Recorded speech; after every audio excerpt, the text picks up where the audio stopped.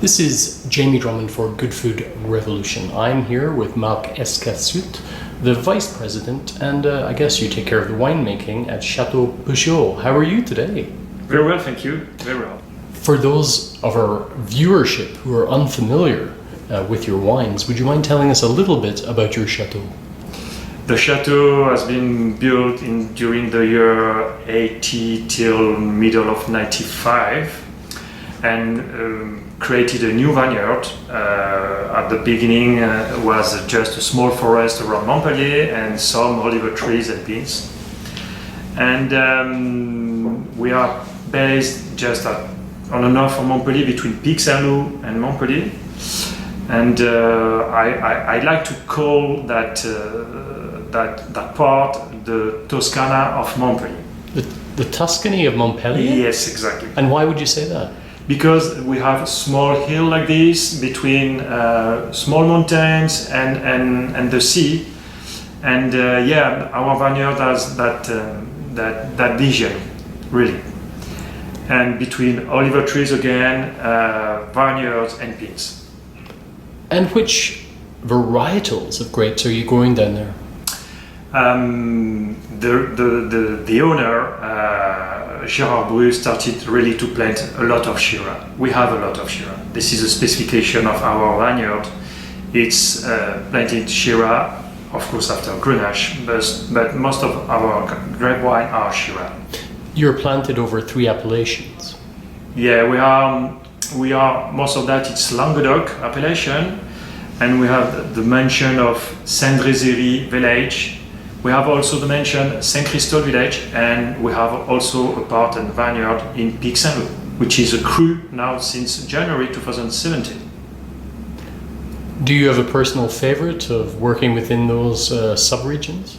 Yeah, you want to know really? We have two for me on the reds. My two favorites are we call that our brand Closerie du Pic, which is a Puech-Haut red, Shiraz Grenache, and 100% in barrels aged. I love that wine. And another parcel called Clos du Pic, which is also Puech-Haut.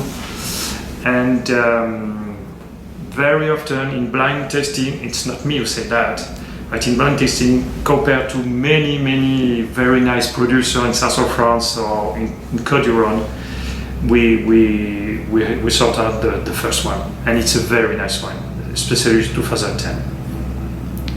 How would you describe what differentiates your wines in your domain from the other wines of the region? What we really try to do and to be, it's all the time honest on the quality,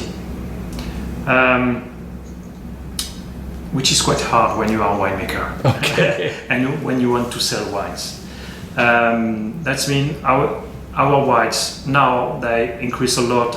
We increase a lot our quality. We know that, and after that the tasting.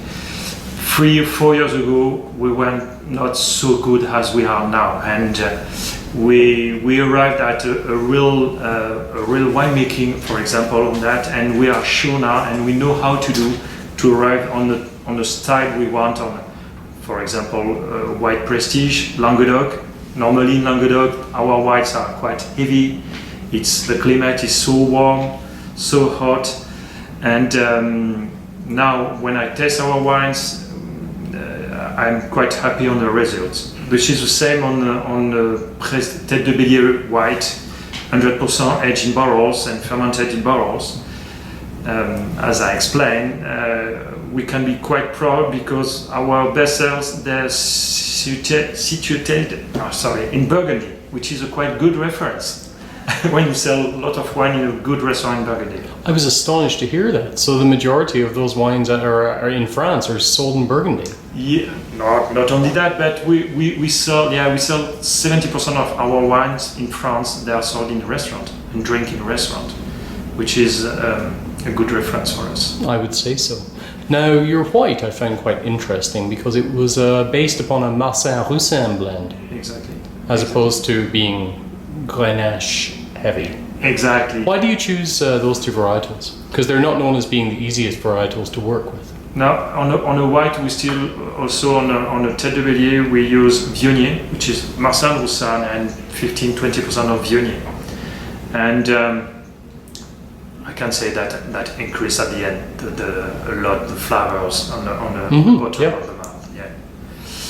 After that, we have the rosé.